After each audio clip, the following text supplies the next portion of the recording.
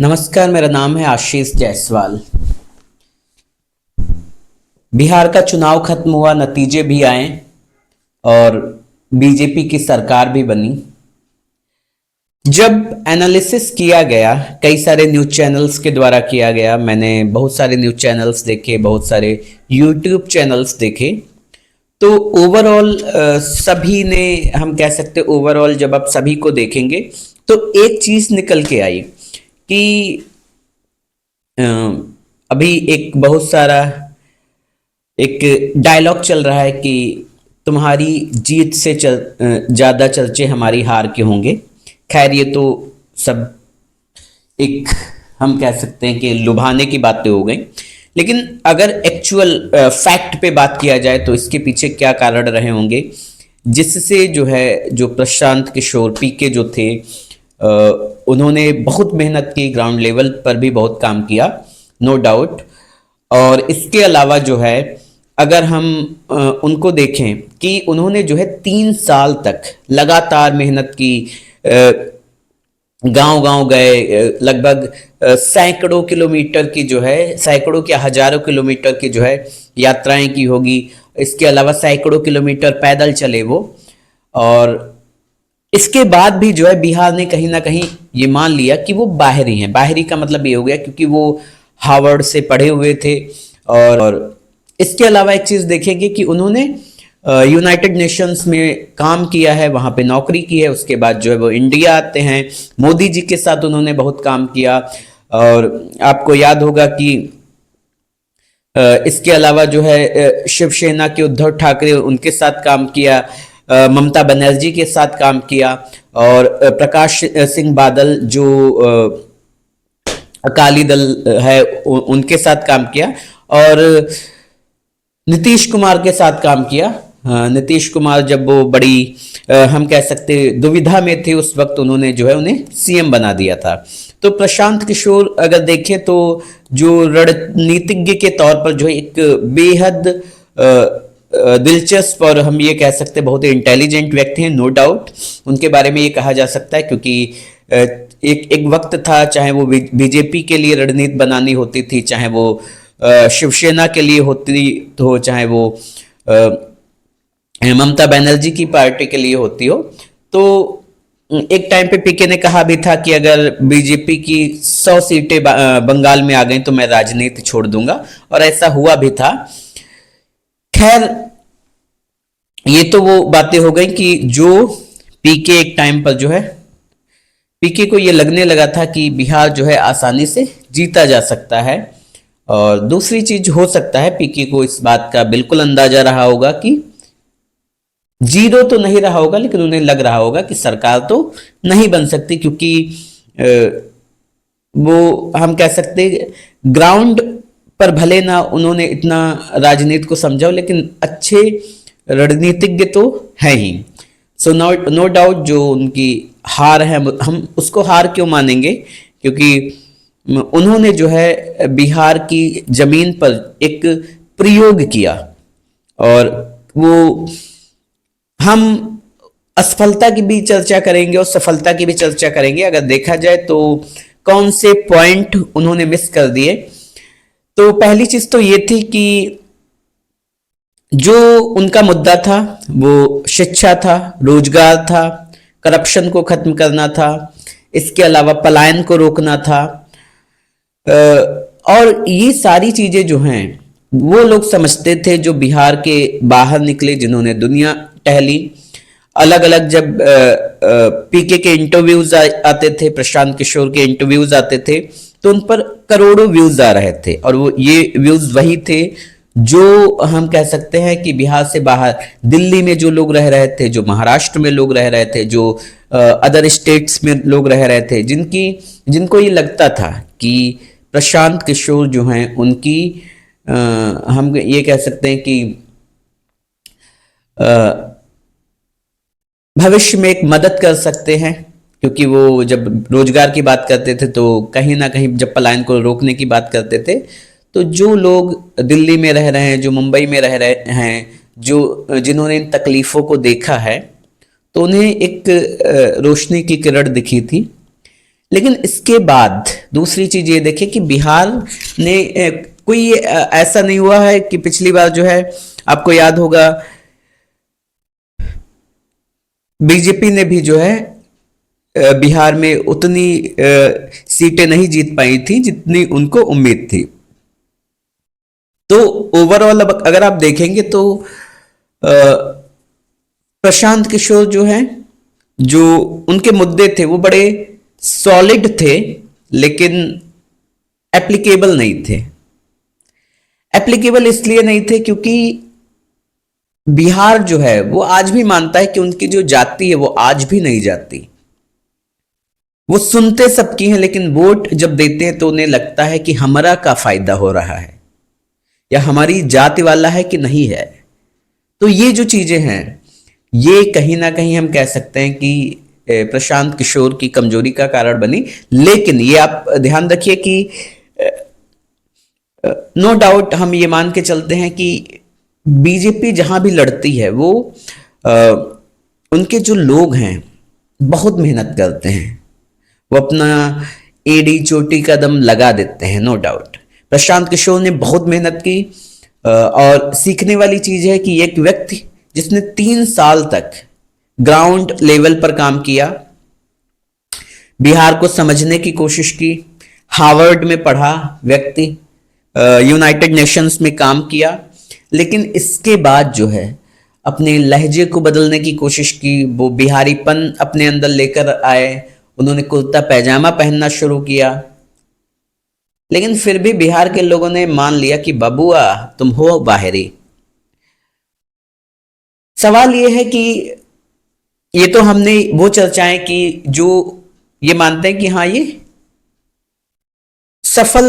और असफल न मानकर कि जो प्रयोग है वो अभी अधूरा रह गया, क्योंकि मिशन चंद्रयान भी भेजा गया था, या दुनिया में कहीं भी जब कोई रॉकेट लॉन्च किया जाता है या दुनिया में कहीं भी कोई एक्सपेरिमेंट होता है तो वो पहली बार में सफल नहीं होता है। काशीराम ने कहा था कि पहले चुनाव को समझो, फिर लड़वाओ, फिर जो है खुद लड़ो, हार जाओ, फिर लड़ो, जीतो। ऐसी बहुत सी बातें उन्होंने की, और ये जो बातें हैं ये कहीं ना कहीं आज जो है वो सच हो रही हैं कि प्रशांत किशोर जो है वो हारे नहीं हैं, लेकिन अब वो किस तरीके से चीजों को देखते हैं वही समझ सकते हैं। इसके अलावा उन्होंने कहा था कि अगर बीजेपी की 25 सीटें आ जाती हैं तो मैं राजनीति छोड़ दूंगा। खैर ये तो मुद्दा एक बनाया जाता है, लेकिन ये भी सच मान के चलिए कि बिहार के लोग जो हैं वो आज भी ये मानते हैं कि उनकी वर्तमान जरूरतों को कौन पूरा कर सकता है। उन्हें लगता है कि शिक्षा से ज्यादा जरूरी जाति हो जाती है। कई बार उन्हें कई बार ये लग जाता है कि शिक्षा से जरूरी जो है वो तत्कालीन काम कौन करवा देगा। तो ये बहुत सी चीजें हैं जो कि प्रशांत किशोर की हार का कारण रही, और फिर मैं वही कहूंगा कि हार नहीं, ये एक सफल प्रयोग मानेंगे हम इसको, असफल भी नहीं मानेंगे। और हम जैसे लोगों को ये सीखने की जरूरत है जो जिंदगी में जो है 2 दिन या महीने भर या 2 महीने करने के बाद ये मान लेते हैं यार इसमें कुछ हो नहीं रहा है, अब आगे कुछ नहीं करेंगे। तो प्रशांत किशोर जो हैं उनके एक उदाहरण है कि भाई 243 सीटें थी बिहार में, एक भी नहीं जीत पाए। महागठबंधन के साथ एक नई पार्टी बनाई उन्होंने। तो ओवरऑल यही है कि जो प्रशांत किशोर का जो मकसद था एक लंबा था कि बिहार को कैसा डिजाइन करेंगे, कैसा बनाएंगे। क्योंकि बिहार के बारे में एक और कहावत है कि बिहारी जब निकलता है बाहर और ट्रेन में उसको सीट मिल जाए तो दोबारा वो बिहार तभी आता है, या तो वो सच में बिहार की मिट्टी से प्यार करता है, या वो जिस काम के लिए गया था वो काम हुआ नहीं। तो प्रशांत किशोर के बारे में ऐसा कुछ नहीं कहा जा सकता कि वो हुआ नहीं, क्योंकि हार्वर्ड यूनिवर्सिटी से पढ़े हैं, यूनाइटेड नेशंस में भी काम किया, फिर मोदी जी के साथ काम किया, फिर ममता जी के साथ काम किया, उद्धव ठाकरे के साथ काम किया, इसके अलावा प्रकाश सिंह बादल के साथ काम किया, इवन जिनके वो खिलाफ लड़ रहे थे नीतीश कुमार के साथ काम किया। तो उनके पास बहुत सारी अपॉर्चुनिटीज थी, लेकिन वो एक डिबेट में कहते हैं कि जब शाहरुख खान मुंबई गए तो उनके पिता जो थे वो कोई बड़े एक्टर नहीं थे, इवन पिताजी ही नहीं थे, तो उन्हें जो भी मिला, सबसे पहले एक सीरियल मिला उनको, शायद सैनिक या कुछ ऐसे कुछ करके था, नाम नहीं मुझे याद आ रहा, तो उन्होंने वो कर लिया। फिर उनको छोटी मोटी फिल्में मिली, फिर वो कर लिया, फिर फिल्में हिट होने लगी, फिर उन्होंने अपनी फीस बढ़ा दी, धीरे धीरे और ज़्यादा उन्हें फिल्में मिली, तो अब वो बड़े रोल करने लगे, फिर लीड रोल में आने लगे, फिर धीरे धीरे उन्होंने अपना प्रोडक्शन हाउस बना लिया, फिर वो अपने प्रोडक्शन हाउस की फिल्में करने लगे, बाकी भी करने लगे। एक टाइम आया उन्होंने कहा कि हम केवल अपने प्रोडक्शन हाउस की काम के लिए काम करेंगे। तो उन्होंने कहा कि जैसे जैसे जगह मिल पाई हमने अपने लिए भी जगह बनाई, और उन्होंने शाहरुख खान का एग्जाम्पल इसलिए दिया कि मुंबई जब वो पहुंचे तो जैसे भी उनको जगह मिल पाई उन्होंने अपनी जगह बनाई। दूसरी तरफ उन्होंने अभिषेक बच्चन का एग्जाम्पल दिया कि जब बॉर्डर मूवी आएगी तभी करेंगे, क्योंकि उन्हें उनके पिता अमिताभ बच्चन थे, तो वो उतने सफल नहीं हो पाए। तो ओवरऑल उनका कहने का मतलब था कि अभी भी जो हैं उन्होंने अभी भी वो जो है वो सफ़र में हैं। और कई बार जब उन पे सवाल उठाया गया कि आपने जो है कई पार्टियों के लिए काम किया, तो उन्होंने यही कहा कि हमें अपॉर्चुनिटी चाहिए थी, हमें मौका चाहिए था। तो जब मोदी जी के साथ मौका मिला तो मोदी जी के साथ काम किया, ममता जी के साथ मौका मिला ममता जी के साथ काम किया, प्रकाश सिंह बादल के साथ मौका मिला उनके साथ किया, नीतीश कुमार के साथ मिला उनके साथ काम किया। तो हमको मौका जिसके साथ मिल गया हमने काम कर लिया। खैर, जो भी मुद्दे जो हैं पीके या प्रशांत किशोर के द्वारा उठाए गए हैं, ये तो है कि वो कितने सफल रहे कितने नहीं रहे ये तो बात की बात है, लेकिन भविष्य में जो होगा ये बातें जो हैं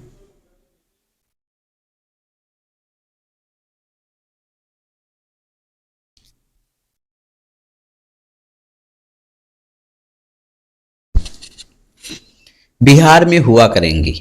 आज नहीं, आज से 10 साल के बाद, 20 साल के बाद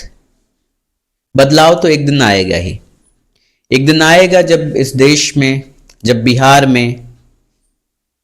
या जब इस देश के कोने कोने में शिक्षा के लिए बात हुआ करेगी, इस देश के कोने कोने में रोजगार के लिए बात हुआ करेगी, इस देश के कोने कोने में सेक्युलर की बात हुआ करेगी। और उम्मीद ये भी होगी कि उस दिन जो है सारी पार्टियां, एक्स वाई जेड कोई भी पार्टी हो, चाहे वो बीजेपी हो, चाहे वो कांग्रेस हो, चाहे वो सपा हो, चाहे वो बसपा हो, चाहे वो तृणमूल कांग्रेस हो, या जितनी भी पार्टियां हैं, सब फिर इसी के लिए लड़ाई लड़ेंगी। क्योंकि किसी पार्टी पर सवाल उठाना, किसी नेता पर सवाल उठाना, मुझे लगता है कि वो समझ लेते हैं कि तुम्हारी जरूरत क्या है